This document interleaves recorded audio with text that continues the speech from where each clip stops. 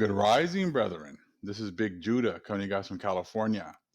Before I begin, give all praise is the Most High Yahweh. Acknowledgement to the earthly mother, who is wisdom, who is the Holy Spirit. Acknowledgement to Yahweh Shai. I pray that the Most High blesses this lesson this evening, gives more knowledge of the events of the past, in order to understand the events that are currently happening on the earth, so we get a much better understanding of things that are soon to come on the earth. We're going to be getting into a subject that I don't think many people have heard about. It was something new that I was exposed to in this book called The Vatican Billions. I'll read a little bit about it, but we're going to read a little bit about this, donation of Constantine, and then watch a video that goes along with it in order to get a good understanding. So we may realize that the authority that the church conveyed upon itself in order for them to feel as if they had the right to claim lands that weren't theirs was all based on a fake document that was used for thousands of years to give the church powers that it never had. So let's take a look real quick here at this is from Wikipedia, and it's called The Donation of Constantine. So I'm not sure how many people actually have heard of this, but this is something new to me, and I'm sure it's going to be new to a lot of you. It's just going to just prove our point about this abominable church that was raised up on the other side of the waters, away from our Hebrews here in the Americas. And that this church took pretty much liberties and powers and held it over all the kings of the world in order for it to successfully take control of the entire world, and eventually the fourth part, which is our part as well. So it says right here, the donation of Constantine, okay, is a forged Roman imperial decree by which the 4th century emperor Constantine the Great supposedly transferred authority over Rome and the western part of the Roman Empire to the Pope. Composed probably in the 8th century, it was used, especially in the 13th century, in support of claims of political authority by the papacy. In many of the existing manuscripts, handwritten copies of the document, including the oldest one, the document bears the title Constitutum Domini Constantini Imperatoris. The donation of Constantine was included in the 9th century collection Pseudo-Isidorian Decretral something tals. Lorenzo Valla, an Italian Catholic priest and Renaissance humanist, is credited with first exposing the forgery with solid philological arguments in 1439 to 1440, although the document's authenticity has been repeatedly contested since 1001.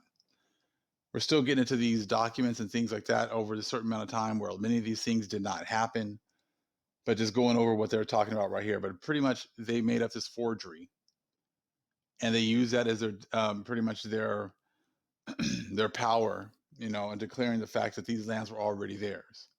And now they use a paper knowing that it was a forgery to declare the fact that all of these lands were theirs. Okay, so we're going to watch a video going on, pretty much explaining this and making it much more understandable about what's going on.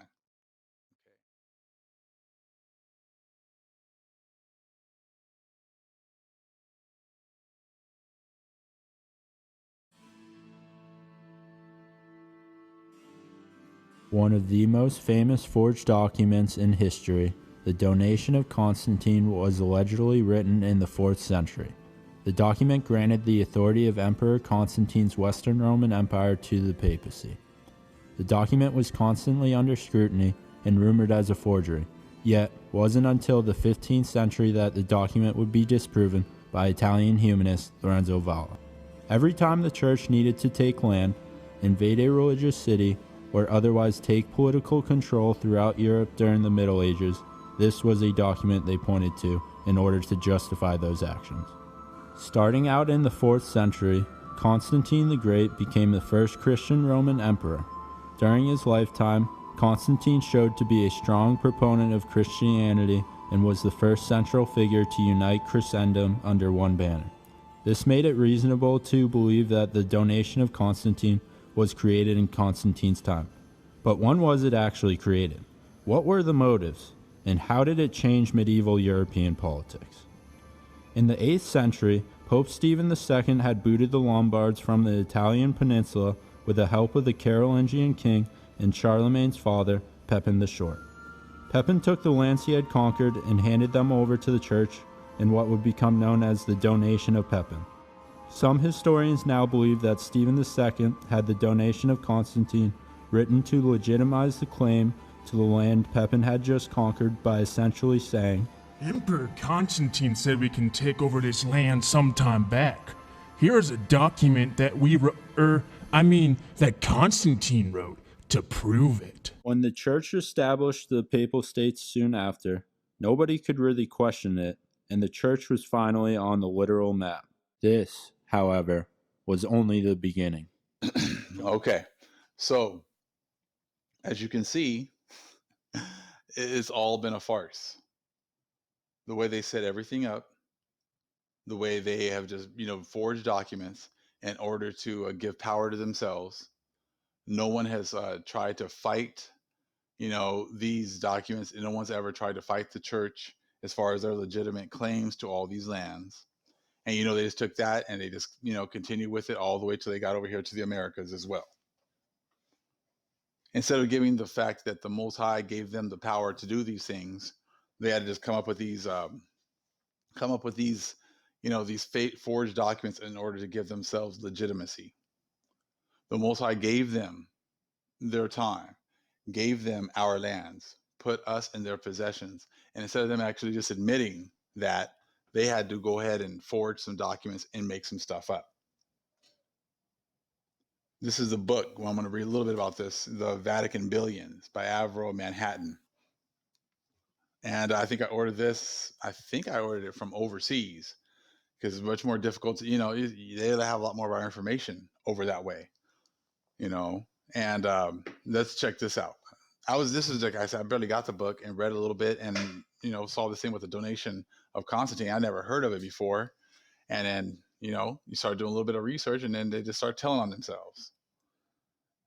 And it said it goes a lot with the medieval empires of the Israelites, just exposing, the lies, the forged documents, the forged history, and everything else.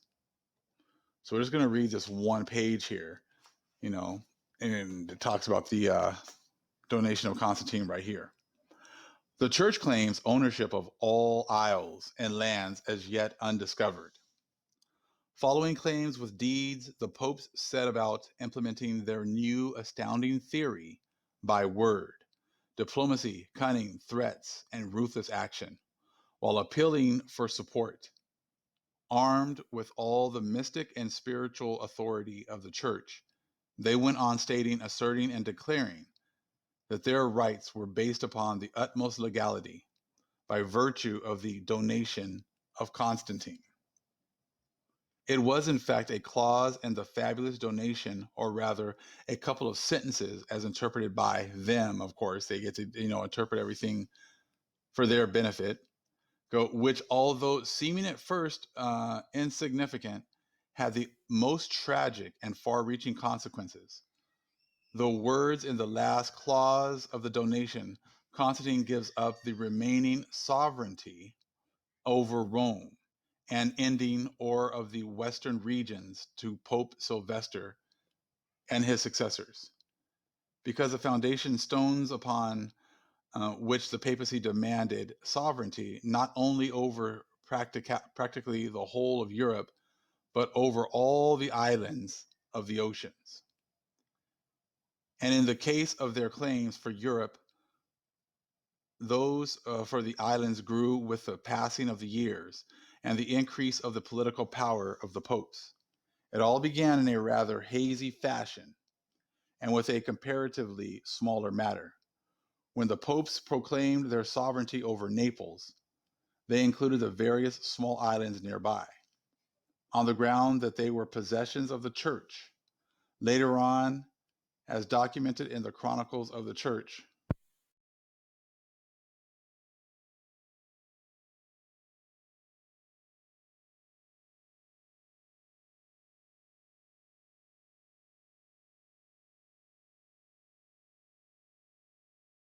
The beginning. Jumping to the 11th century, the church underwent ecclesiastical change known as the Gregorian Reform. In 1075, the church sought to end the practice of appointing bishops and condemned outside influences of notable secular figures. The popes finally received the recognition demanded by the donation of Constantine as heads of an ecclesiastical hierarchy that stretched across Europe, and this led to arguably one of the most important historical events in medieval Europe, the Crusades. With the Byzantine Empire under attack in the late 11th century, the Byzantine emperor did not write to a secular king for help, but to Pope Urban II. Pope Urban II received the call and had the difficult task of fixing a fragmented Europe of Christian kingdoms constantly at war with one another.